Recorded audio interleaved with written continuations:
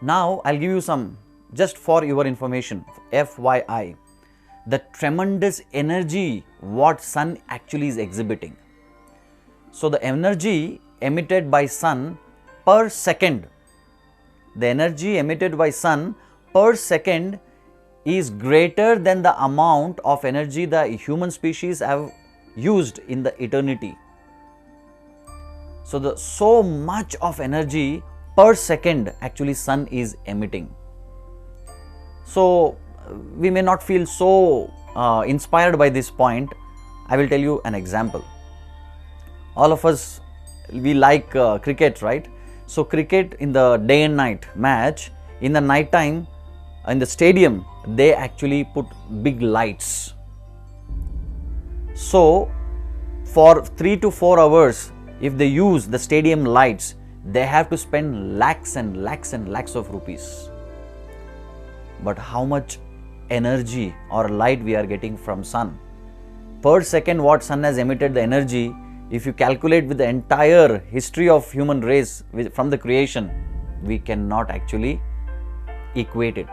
So that is the amount of energy sun is emitting. So then you can also see a beautiful organization in plant, trees, flowers, everywhere and everything. So let us take the example of a seed. So there is a small seed, and if I ask you, is there a tree inside the seed? We say no. But from this seed comes a big tree, banyan tree, the biggest tree. How it is possible?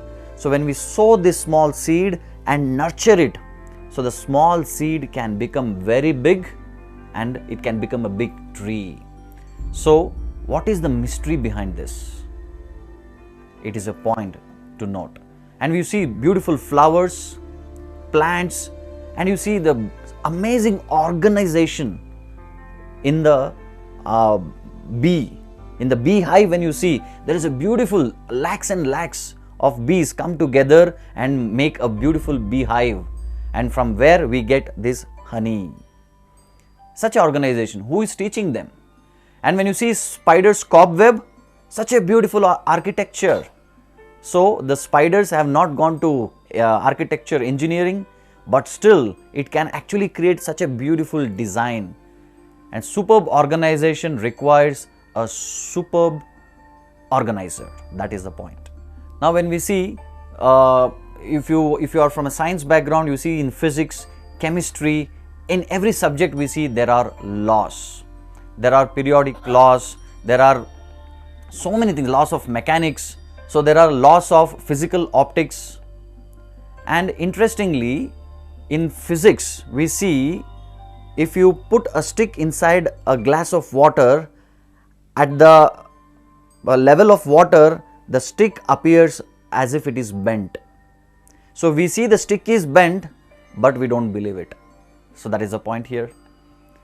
So then we see there are laws of thermodynamics. So whenever they speak about thermodynamics, they say it is a law. Why I am stressing on law, I will tell you at the end. So there are thermodynamics law. So by this we arrive at the third proof. What is the third proof? Every law implies a lawmaker. The moment you see any law, understand that there is a lawmaker. That is the point here. So whether it is micro world or macro world, whether it is a Pindanda or Brahmanda, there are laws. Once we understand there is a law, it is understood that there is a lawmaker.